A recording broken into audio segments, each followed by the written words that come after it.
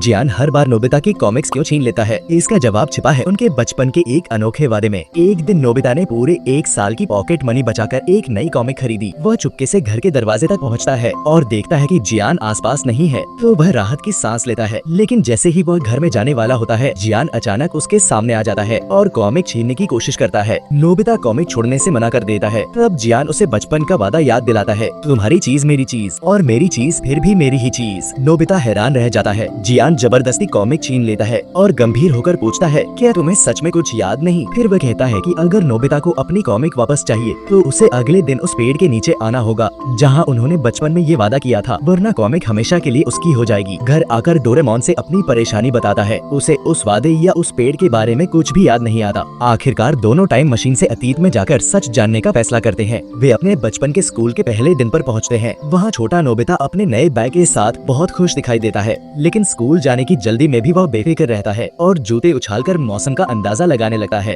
उसका जूता पड़ोसी के घर की छत पर जा गिरता है, जिससे उसकी माँ परेशान हो जाती है और जल्दी जल्दी उसे लेकर स्कूल के लिए निकलती है। स्कूल के पहले ही दिन नोबिता लेट हो जाता है। क्लास में आते ही उसके बैग से सारी किताबें और सामान गिर जाते हैं, जिससे सभी हंसने लगते हैं। इसी बीच जब सब खड़े होते हैं, नोबिता को अचानक बाथरूम जाना पड़ता है और वह बाहर चला जाता है। तभी उसके बैग में रखा अलार्म बज उठता है, जिसे सब लोग आग का अलार्म समझकर क्लास छोड़कर भाग जाते हैं। जब छोटा नोबिता वापस आता है तो क्लास खाली देखकर उसे लगता है कि सब खत्म हो गया। वह रोते हुए घर की ओर निकल पड़ता है। आसमान में काले बादल छा जाते हैं। रास्ते में वह रास्ता भूल जाता है और फिर से जूते उछालकर दिशा तय करने की कोशिश करता है। इस बार जूता एक घर के आंगन में गिरता है, जहाँ एक कुत्ता उस पर भौंकने लगता है। डरकर नोबिता भागता है और एक दीवार पर चढ़ जाता है, लेकिन इस दौरान उसका बैग एक गुजरती ट्रक में गिर जाता है। वह ट्रक के पीछे भागने लगता है और दूसरी ओर नोबिता और डोरेमोन भी उसे ढूंढ रहे होते हैं। डोरेमोन अपने गैजेट सुपर ट्रैकिंग नोज की मदद से छोटे नोबिता तक पहुंच जाता है, लेकिन तभी वही ट्रक फिर से दिखता है और छोटा नोबिता फिर उसके पीछे दौड़ पड़ता है। उधर स्कूल में जैसे ही उन्हें पता चलता है कि समय कम है, जियान खुद उसे ढूंढने निकल पड़ता है। छोटा नोबिता ट्रक का पीछा करते करते एक सुनसान जगह पहुंच जाता है। तेज बारिश शुरू हो जाती है। वह फिसलकर गिर जाता है और जोर जोर से रोने लगता है। तभी जियान उसे ढूंढते हुए वहां पहुंचता है। छोटा नोबिता उसे देखते ही दौड़कर गले लगा लेता है। जब उसे पता चलता है कि उसका बैग ट्रक में है, तो जियान कहता है, ये काम मुझ पर छोड़ दो। जियान पूरी ताकत से ट्रक के पीछे भागता है। वह हार नहीं मानता, चाहे ट्रक उससे दूर ही क्यों न होता जाए। अंत में वह शॉर्टकट लेकर ट्रक के पास पहुंच जाता है। तभी ट्रक एक पत्थर से टकराता है और बैग बाहर गिर जाता है। जियान छलांग लगाकर बैग को पकड़ लेता है और उसे साफ सुथरा रखते हुए वापस छोटे नोबिता को लौटा देता है।